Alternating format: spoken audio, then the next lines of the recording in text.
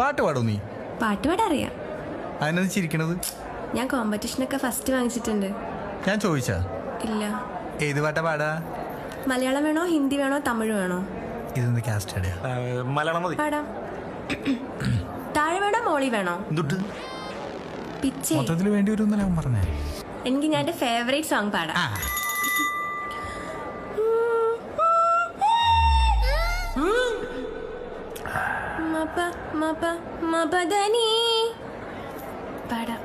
പാടാവേ. പാടിക്കോ. രാത്രി ശുഭരാത്രി, ഇനി എന്നും ശിവരാത്രി, ജന്മം പുനർജന്മം